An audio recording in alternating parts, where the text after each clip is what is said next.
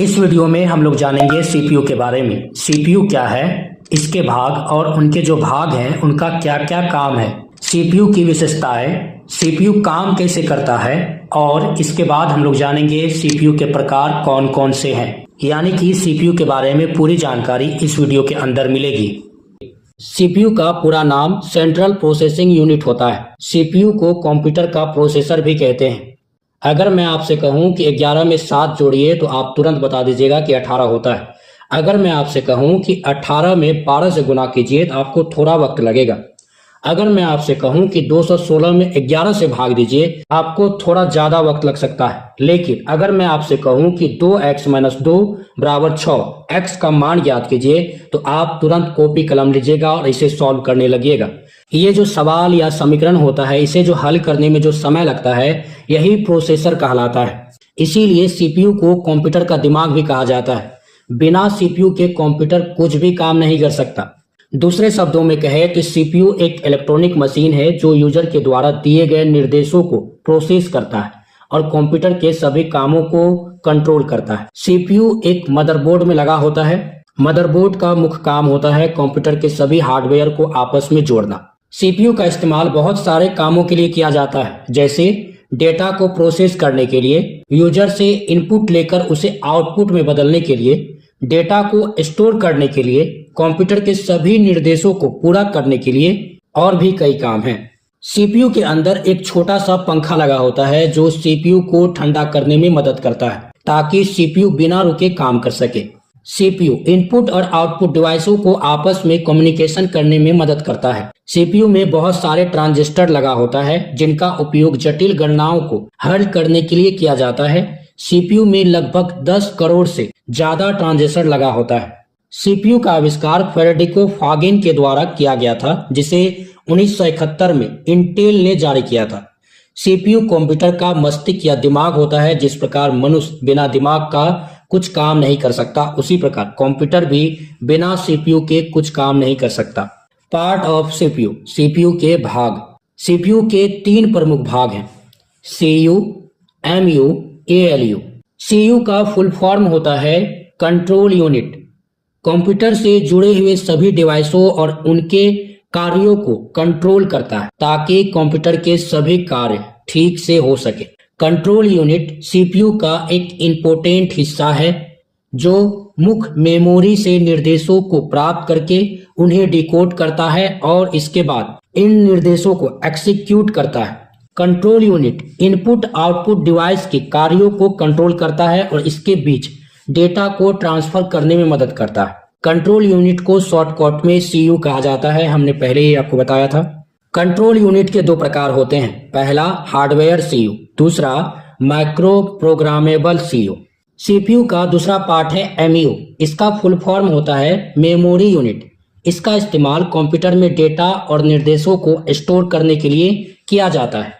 यह कंप्यूटर के डेटा को स्टोर करने में मदद करता है। मेमोरी यूनिट दूसरे अन्य यूनिट की आवश्यकताओं के अनुसार उन्हें डेटा प्रदान करती है। मेमोरी यूनिट को प्राइमरी स्टोरेज, मुख्य मेमोरी या इंटरनल स्टोरेज के नाम से भी जाना जाता है। कंप्यूटर में 2 प्रकार के मेमोरी होती है, पहला प्राइमरी मेमोरी, दूसरा सेकेंडरी मेमोरी। अच्छा, प्राइमरी मेमोरी क्या होती है, इनके बारे में भी जान लेते हैं। प्राइमरी मेमोरी एक ऐसी मेमोरी है जिसे सीपीयू के द्वारा सीधे एक्सेस किया जा सकता है। प्राइमरी मेमोरी को इंटरनल मेमोरी भी कहा जाता है क्योंकि यह सीपीयू के अंदर लगी होती है। दूसरा है सेकेंडरी मेमोरी। ये क्या होता है? सेकेंडरी मेमोरी वो मेमोरी होती है जिसे डायरेक्ट सीपीयू के द्वारा एक्सेस नहीं किया जा सकता। इस मेमोरी की स्टोरेज क्षमता अधिक होती है जिसकी वजह से यह बड़ी मात्रा में डेटा को स्टोर कर सकती है। अब है सीपीयू का तीसरा पार्ट एएलयू। इसका पूरा नाम अर्थमेटिक लॉजिक यूनिट होता है। यह सीपीयू का एक इम्पोर्टेंट हिस्सा है। इनका इस्तेमाल मैथमेटिकल कामों में किया जाता है, जैसे गुणा, भाग, जोड़, घटाव, और इसे लॉजिक कामों में भी डेटा का चयन करना, 2 संख्याओं की तुलना करना आदि कामों में लिया जाता है। एएलयू को कंप्यूटर का मैथमेटिकल ब्रेन भी कहते हैं, यानी गणितीय मस्तिष्क, क्योंकि यह गणित के कैलकुलेशन करने में मदद करता है। कंप्यूटर में एक प्रकार का ऑपरेशन कोड होता है जो एएलयू को यह बताता है कि किस समय कौन से काम को पूरा करना है। एक सीपीयू के अंदर एक या एक से अधिक एएलयू हो सकते हैं। फीचर्स ऑफ सीपीयू, सीपीयू की विशेषताएं। सीपीयू के काम करने की गति काफी अच्छी होती है। हालांकि सभी सीपीयू तेज नहीं हो सकते क्योंकि सीपीयू की गति उनकी फ्रीक्वेंसी पर आधारित होती है। जिस सीपीयू की फ्रीक्वेंसी अधिक होगी उसकी स्पीड भी ज्यादा होगी और जिसकी कम होगी उसकी स्पीड भी कम होगी। केस मेमोरी सीपीयू की सबसे छोटी मेमोरी होती है जो सीपीयू के अंदर लगा होता है। केस मेमोरी मुख्य मेमोरी की तुलना में तेज होता है। सीपीयू इस मेमोरी का इस्तेमाल अपनी परफॉर्मेंस को बढ़ाने के लिए करता है। अगला है कोड। ये जो कोड है ना, एक आता है octa code, hexa code, single code. ये देख के ही कोई लैपटॉप या सीपीयू खरीदता है। जितना अच्छा होगा, सबसे अच्छा होता है ऑक्टा कोड। तो पहले इसे जान लेते हैं कि कोड होता क्या है। सीपीयू के अंदर बहुत सारे कोड होते हैं जिसका उपयोग सीपीयू एक समय में कई कामों को करने के लिए करता है। कोड सीपीयू के काम करने की स्पीड को बढ़ाता है। प्रत्येक कोड की अलग अलग खूबियां होती है और प्रत्येक कोड के पास खुद की कैश मेमोरी होती है। सीपीयू की एक विशेषता और है मल्टीटास्किंग, अर्थात यह एक समय में बहुत सारे कामों को आसानी से कर सकता है। सीपीयू के अंदर एक छोटा सा पंखा लगा होता है जिसका इस्तेमाल सीपीयू को ठंडा करने के लिए किया जाता है क्योंकि काम करते समय सीपीयू अधिक मात्रा में गर्मी पैदा करता है जिसकी वजह से वह गर्म हो जाता है। यदि सीपीयू अधिक गर्म हो जाता है तो वह ठीक तरीके से काम नहीं कर पाता, इसलिए सीपीयू में पंखे का प्रयोग किया जाता है। सीपीयू का काम क्या क्या हो सकता है? सीपीयू का काम कंप्यूटर के सभी काम को कंट्रोल करना, यह यूजर से प्राप्त डेटा और निर्देशों को प्रोसेस करता है और इस डेटा को महत्वपूर्ण जानकारी में बदल देता है। यह इनपुट और आउटपुट डिवाइसों के कार्यों को कंट्रोल करता है। यह कठिन गणनाओं को हल करता है। इसका काम डेटा को स्टोर करना भी होता है। यह सभी कामों को मैनेज और हैंडल कर सकता है। सीपीयू वर्किंग प्रोसेस, सीपीयू के कार्य करने की प्रक्रिया। तो देखिए, सीपीयू के काम करने की प्रक्रिया को हम 4 स्टेप में आपको समझाते हैं। फेज, कंप्यूटर की मेमोरी में कई प्रकार के निर्देश स्टोर होते हैं। इस स्टेप में सीपीयू निर्देश को पढ़ता है और इन्हें प्रोसेस करता है। डिकोड, सभी निर्देशों को पढ़ने के बाद सीपीयू सभी निर्देशों को डिकोड करता है। यह निर्देशों को बाइनरी कोड में डिकोड करता है। एक्जीक्यूट, यह सीपीयू की कार्यविधि का तीसरा स्टेप है। इसमें सीपीयू सभी निर्देशों को एक्जीक्यूट करता है और सभी कार्य को पूरा करता है। चौथा स्टेप है स्टोर। निर्देशों को एग्जीक्यूट करने के बाद जो डेटा प्राप्त होता है उसे सीपीयू कंप्यूटर की मेमोरी में स्टोर कर देता है। इसी प्रकार से सीपीयू काम करता है।